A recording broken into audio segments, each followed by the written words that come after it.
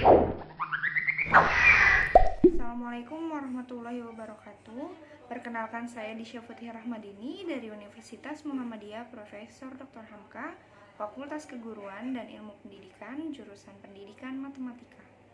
Di video ini, saya akan membahas mengenai bagaimana cara menganalisis kompetensi inti dan kompetensi dasar, sekaligus saya akan membahas sedikit mengenai materinya. Materi yang saya gunakan sebagai contoh untuk video kali ini adalah SPLTV, yaitu Sistem Persamaan Linear 3 Variabel. Selamat menyaksikan. Di sini saya akan menjelaskan mengenai kompetensi inti dan kompetensi dasar. Kompetensi inti dan kompetensi dasar untuk jenjang SD, SMP, SMA, dan SMK diambil dari Permendikbud nomor 37 tahun 2018. Kompetensi inti. Kompetensi inti pada kurikulum 2013 merupakan tingkat kemampuan untuk mencapai standar kompetensi lulusan yang harus dimiliki seorang peserta didik pada setiap tingkat kelas. Kompetensi inti terdiri atas yang pertama KI1 yaitu kompetensi inti sikap spiritual, kedua KI2 itu kompetensi inti sikap sosial, KI3 kompetensi inti pengetahuan, dan KI4 kompetensi inti keterampilan. Kompetensi dasar atau KD. Kompetensi dasar merupakan kemampuan dan materi pembelajaran minimal yang harus dicapai peserta didik untuk suatu mata pelajaran pada masing-masing satuan pendidikan yang mengacu pada kompetensi inti.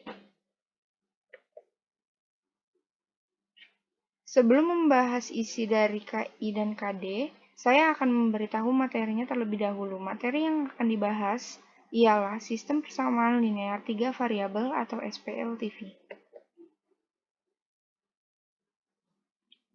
Isi dari kompetensi inti. Kompetensi inti yang pertama mengenai sikap spiritual. Isinya ialah menghayati dan mengamalkan ajaran agama yang dianutnya. Untuk KI2 mengenai sikap sosial. Isinya itu menghayati dan mengamalkan perilaku jujur, disiplin, tanggung jawab, peduli, gotong royong, kerjasama, toleran, damai, santun, responsif, dan proaktif, dan menunjukkan sikap sebagai bagian dari solusi atas berbagai permasalahan dalam berinteraksi secara efektif dengan lingkungan, sosial, dan alam, serta dalam menempatkan diri sebagai cerminan bangsa dalam pergaulan dunia. KI3 mengenai pengetahuan, isinya itu memahami, menerapkan, dan menganalisis pengetahuan faktual, konseptual, prosedural, dan metakognitif berdasarkan rasa ingin tahunya tentang ilmu pengetahuan, teknologi, seni, budaya, dan humaniora dengan wawasan kemanusiaan, kebangsaan, kenegaraan, dan peradaban terkait penyebab fenomena dan kejadian, serta menerapkan pengetahuan prosedural pada bidang kajian yang spesifik sesuai dengan bakat dan minatnya untuk memecahkan masalah. Yang terakhir yaitu KI4 mengenai keterampilan. Isinya ialah mengolah, menalar, dan menyaji dalam ranah konkret dan ranah abstrak terkait dengan pengembangan dari yang dipelajarinya di sekolah secara mandiri, bertindak secara efektif dan kreatif, serta mampu menggunakan metode sesuai dengan kaidah keilmuan. Selanjutnya, isi dari kompetensi dasar atau KD. Dalam Permendikbud nomor 37 tahun 2018, kompetensi dasar untuk materi SPLTV yaitu ada dua. Yang pertama 3.3 menyusun sistem persamaan linear 3 variabel dari masalah kontekstual, dan yang kedua 4.3 menyelesaikan masalah kontekstual yang berkaitan dengan sistem persamaan linear 3 variabel. Kompetensi dasar juga diikuti dengan indikator pencapaian kompetensi atau IPK, karena IPK menjadi tolak ukur ketercapaian suatu kompetensi dasar. Lalu tujuan pembelajaran. Selama dan setelah mengikuti pembelajaran ini, peserta didik diharapkan dapat, yang pertama, menyusun konsep sistem persamaan linear 3 variabel dengan tepat dan mandiri. Yang kedua, menemukan syarat sistem persamaan linear 3 variabel dengan rasa ingin tahu dan tanggung jawab. Yang ketiga, menyelesaikan masalah kontekstual sistem persamaan linear 3 variabel dengan metode eliminasi dan substitusi dengan tepat dan kreatif. Selanjutnya, saya akan membahas sedikit mengenai materi SPLTV jika diberikan permasalahan sebagai berikut. Bagaimana cara kita menyelesaikannya?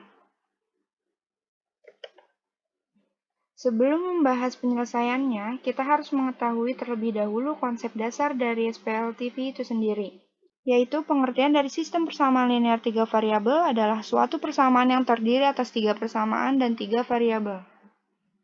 Lalu bentuk umum persamaan linear 3 variabel adalah A1X plus B1Y plus C1Z sama dengan D1 untuk persamaan yang pertama. Untuk persamaan yang kedua yaitu A2X plus B2Y plus C2Z sama dengan D2. Dan untuk persamaan yang ketiga ialah A3X plus B3Y plus C3Z sama dengan D3.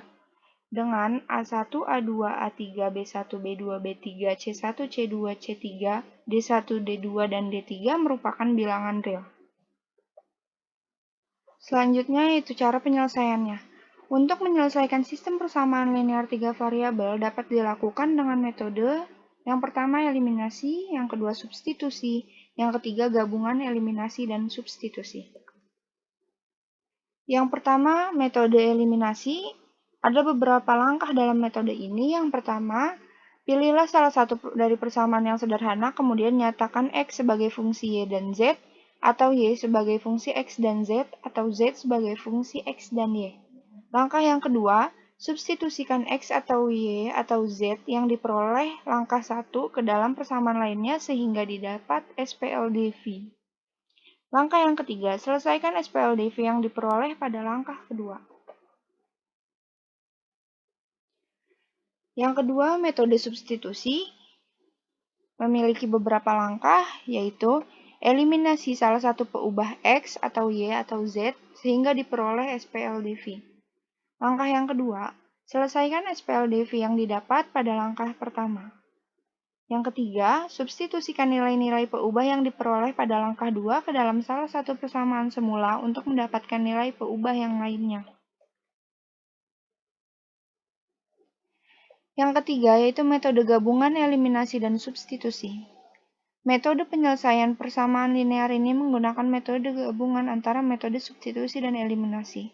Metode gabungan ini sering digunakan dalam menyelesaikan sistem persamaan linear 3 variabel karena lebih mudah dan efisien. Setelah kita mengetahui pengertian, bentuk umum, dan cara penyelesaian dari SPLTV, maka kita sudah bisa menyelesaikan masalah kontekstual SPLTV yang tadi. Sebuah kios menjual bermacam-macam buah di antaranya jeruk, salak, dan apel. Seseorang yang membeli 1 kg jeruk, 3 kg salak, dan 2 kg apel harus membayar 33.000. Orang yang membeli 2 kg jeruk, 1 kg salak, dan 1 kg apel harus membayar 23.500. Orang yang membeli 1 kg jeruk, 2 kg salak, dan 3 kg apel harus membayar 36.500. Berapa harga per kilogram salak, jeruk, dan apel? Langkah yang pertama, ubah permasalahan tersebut ke dalam model matematika. Kita misalkan jeruk sebagai X, salak Y, dan apel Z. Kita dapat persamaan pertama X plus 3Y plus 2Z sama dengan 33.000. Persamaan yang kedua, 2X plus Y plus Z sama dengan 23.500. Dan persamaan yang ketiga, X plus 2Y plus 3Z sama dengan 36.500. Langkah yang kedua, dengan proses eliminasi, mari kita eliminasi persamaan 1 dan 2 untuk mengeliminir nilai X. Sehingga didapat 5Y plus 3Z sama dengan 42.500 sebagai persamaan keempat. Langkah yang ketiga, mengeliminasi persamaan 1 dan 3 sehingga didapat persamaan 5 yaitu Y min Z sama dengan minus 3.500. Maka kita mendapatkan dua persamaan baru dengan dua variabel Y dan Z.